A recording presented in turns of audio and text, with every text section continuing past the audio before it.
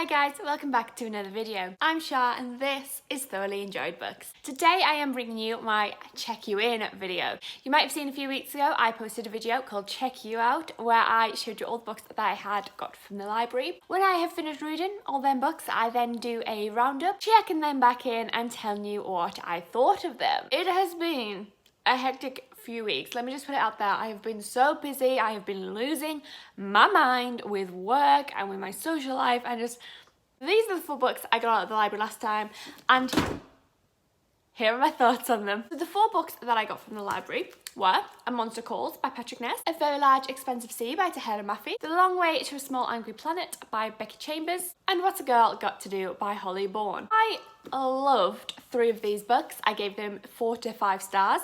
One book I didn't so love and I only gave it 2 stars. So I'm going to start with the 2-star book and work my way up to the 5-star reads. I gave 2 stars to A Very Large Expansive Sea by Tahira Mafi. I did talk about this book in my recent August wrap-up because, like I said, I read it in August, and I was very disappointed by this. This is about a young Muslim girl called Shirin and it is set in 2002, a year after the 9/11 terrorist attacks in New York City. This follows Shirin as she navigates her way around New York, how she has moved schools several times, and the racial abuse that she suffers due to her religion and the way she presents herself. I went into this book really looking forward to an eye-opening read, and in some ways I got that. I really not so much enjoyed seeing Shirin's perspective, but really appreciated being told what her experience is, even though this isn't a shock to anybody. As a white woman, I have no experience of this. I obviously see it in the streets at times, but I will never be able to fully understand or experience what Shirin experiences. So to read about that was very interesting to me, and obviously I can't say it's one that I enjoyed. However, the main bulk of this story is actually a romance where Shirin is dating a white American boy. And it felt like we were being more sympathetic towards him in a lot of ways. When he starts dating Shirin and he begins to experience the abuse that she's felt, I just felt there was a bit of an emphasis on feeling sorry for him.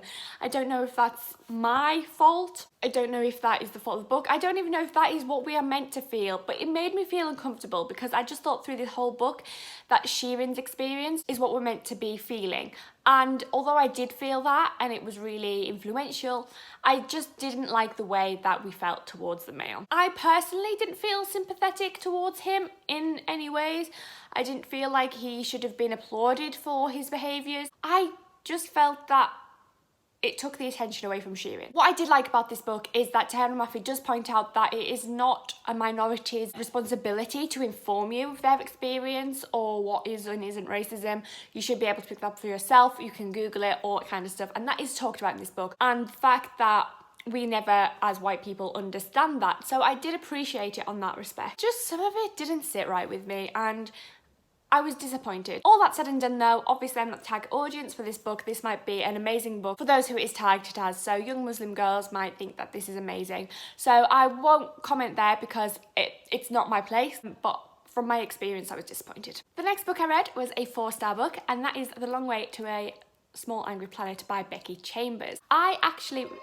Oh, I'll go and answer that. Sorry, there was somebody at the door when I answered. There was nobody there. Anyway, the 4-star book I read was The Long Way to a Small Angry Planet by Becky Chambers. I actually ended up listening to this on audiobook because I really wanted to read it, but every time I sat down to, I just got distracted by something. I'm not sure whether it was the density of this book or the font of this book, because it is actually quite small, but I really wanted to get through it, so I listened to the audiobook and read along to it and really enjoyed it. I do feel like if I read it, I might have enjoyed it a little bit more.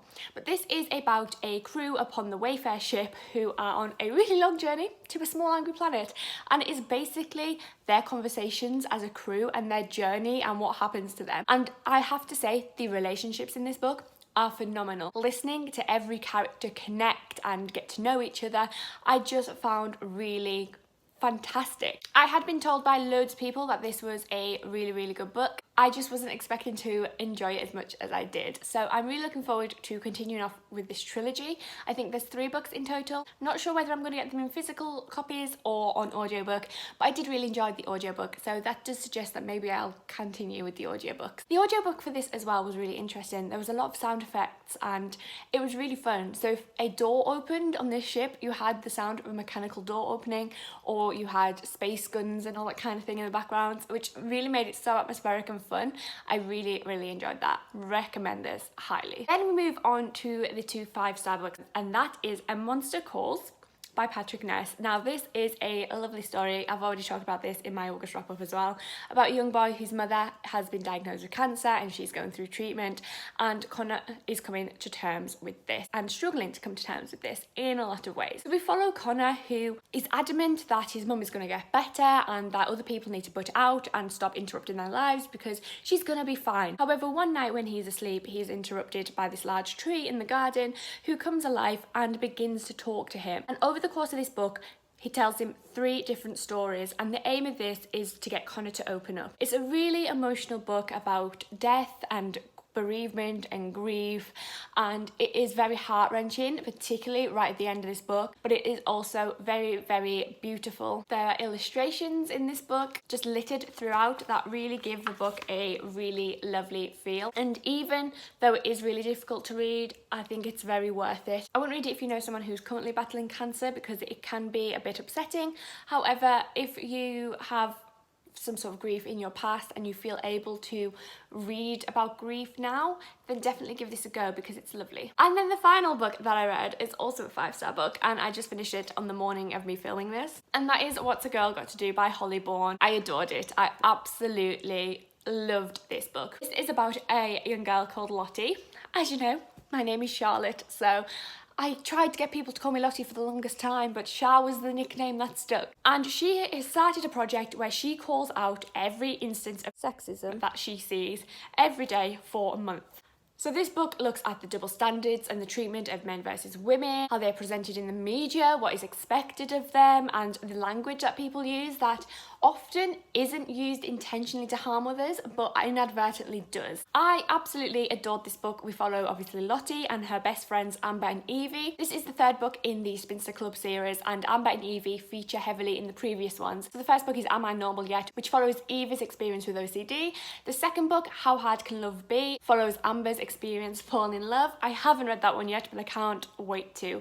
You don't need to read these books in order because they follow a story individually, although they are referenced in each book. And I just thought it was a fantastic look at teenage life. So the main characters are 17, however it does explore things like periods and sex and alcohol at those ages, and is a very real look at teenage life. It reminded me so much of being 17 and 18 again, and I just thought it was such a brilliant portrayal. I adored it. I think one of the most interesting things about this book is Lottie isn't a particularly likeable character. There are instances where you just want to tell her to shut up and get over herself, but overall the message of this book is phenomenal. So these are all the books that I checked out at the library last month and have read, so I am checking these back in. I do already have some more books out at the library, so I'm going to be doing a check me out video very soon and sharing the books that I have out at the library now that I'm going to be reading, so keep your eyes peeled for that. It might be going up in a week or so, but as usual guys, I hope you enjoyed. I will leave all my links in the comments down below, and I can't wait to see you in another video very soon. Bye.